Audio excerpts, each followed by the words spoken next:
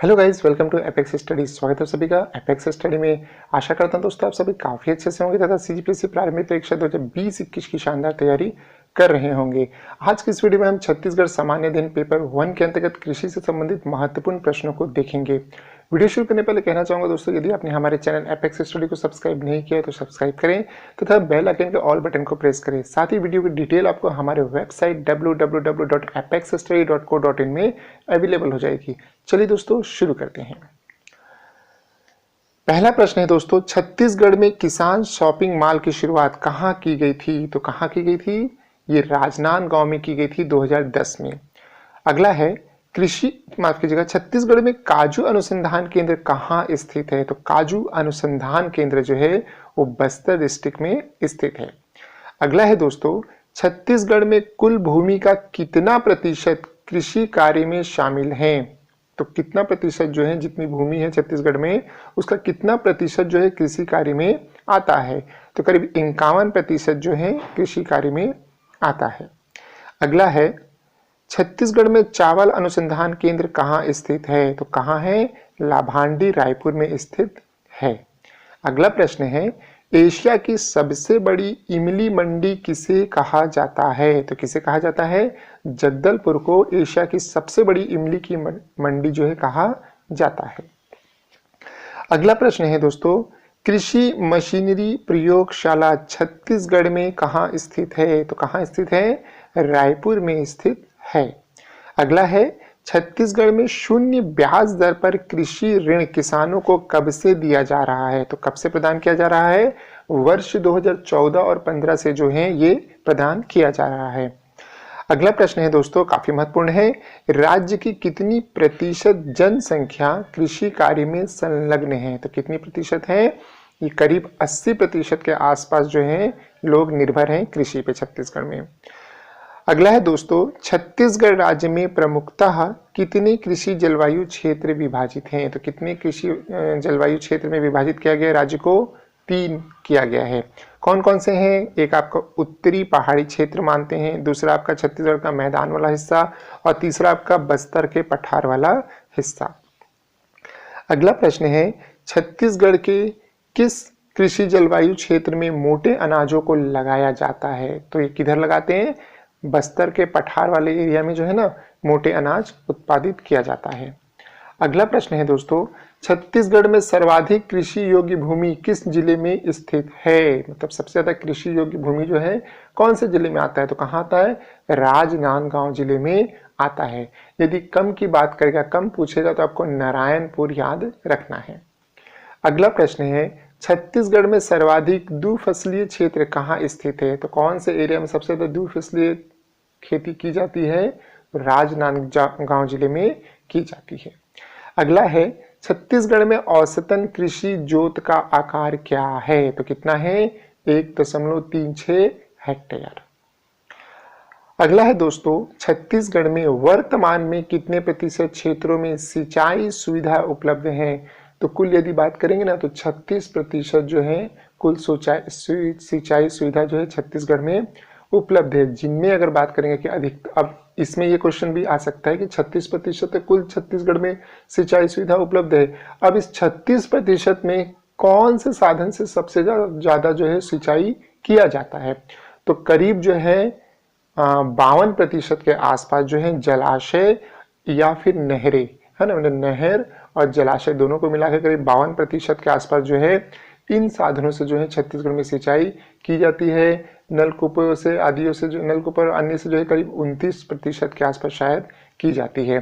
तो ये आपको ध्यान में रखना है, ये आंकड़ा काफी महत्वपूर्ण है।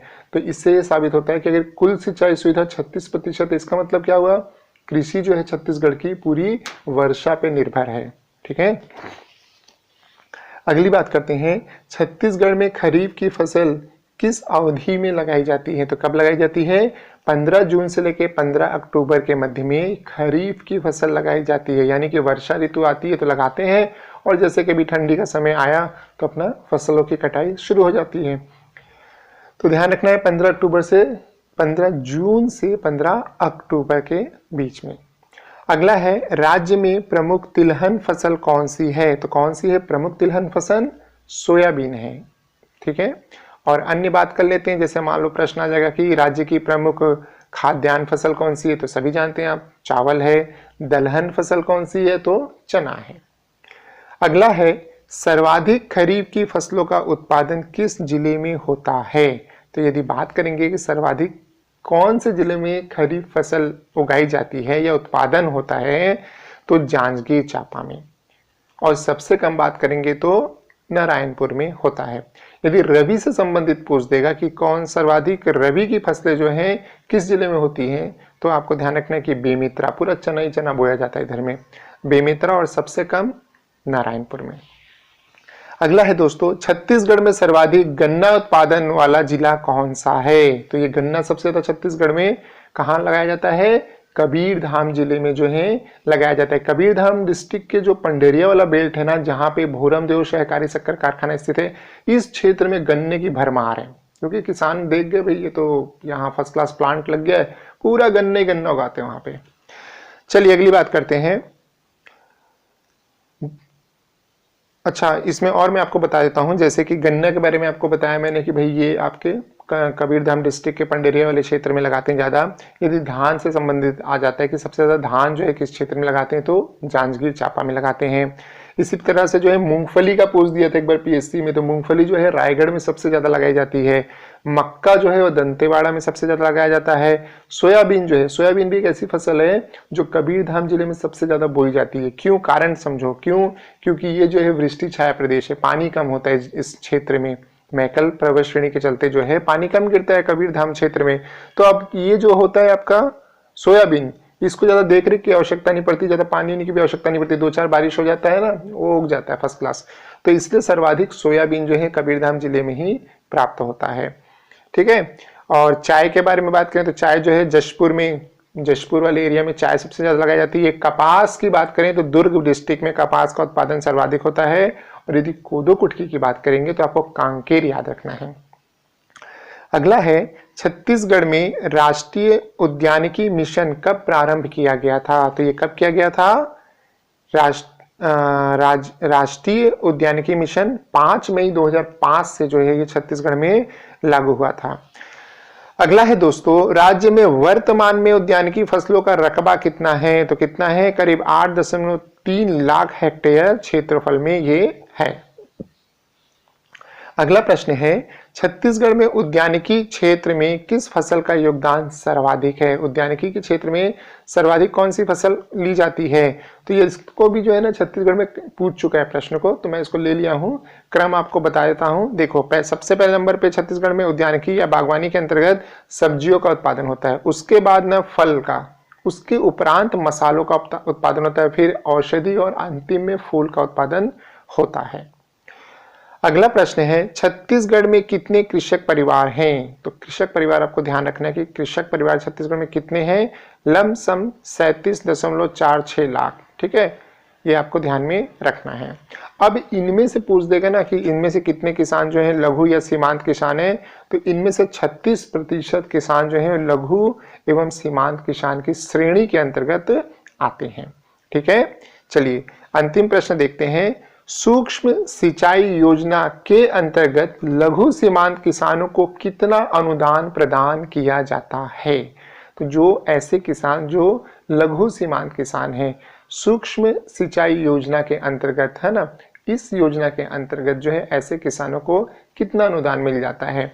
अब आप सोचेंगे कैसे, क्या बात कर रहे हैं सर। तो देखिए, सूक्ष्म जो ड्रॉप सिस्टम वगैरह आजकल चलता है ना, देखो मेरा पाइप बिछा देते हैं और पॉलीथीन बिछा देते हैं, उसके ऊपर पाइप बिछाते हैं और एक एक करके ड्रॉप ड्रॉप गिरता है पानी, है ना। इस तरह से जो है ऐसे किसान जो मतलब लघु सीमांत किसान है, इस तरह से पैदावार ज़्यादा ले लेते हैं। तो ऐसे किसान को उस तकनीक को अपनाना है ना, तो उनको अनुदान दिया जाता है। तो कौन सा अनुदान दिया जाता है, सूक्ष्म सिंचाई योजना के अंतर्गत अनुदान दिया जाता है। तो जो योगदान है, अनुदान है, वो कितना मिलता है, तो उनको जो है करीब 70% जो है अनुदान मिलता है। इस 70% में से केंद्र जो है उसका 33% हिस्सा होता है और राज्य जो है 37%। तो ये था दोस्तों आपके छत्तीसगढ़ सामान्य अध्ययन पेपर 1 के अंतर्गत कृषि से संबंधित महत्वपूर्ण प्रश्नों का संग्रह। आर्थिक सर्वेक्षण से संबंधित वीडियो भी मैं आपको जल्दी प्रोवाइड कराऊंगा। साथ ही वीडियो की डिटेल आपको हमारे वेबसाइट www.apexstudy.co.in में मिल जाएगी। वहां जाकर उसके नोटिफिकेशन बेल को ऑन कर लीजिए। इसके अलावा टेलीग्राम चैनल पर जुड़े रहिए, और टेलीग्राम पे क्या है कि मैं डेली जो है राष्ट्रीय स्तर के प्रारंभिक और मुख्य परीक्षा दोनों के लिए टॉपिक अभी से डालना चालू कर दिया हूँ। करंट अफेयर से संबंधित काफी महत्वपूर्ण नोट्स हैं जो आपके काफी काम आएंगे। ठीक है, तो आशा करते हैं ये वीडियो आपको काफी पसंद आएगा। चैनल को सब्सक्राइब कीजिए, वीडियो को लाइक कीजिए, शेयर कीजिए, हमें कमेंट कीजिए, और हमारे साथ प्यारे दोस्तों इसी तरह बने रहिए। Thank you and all the best.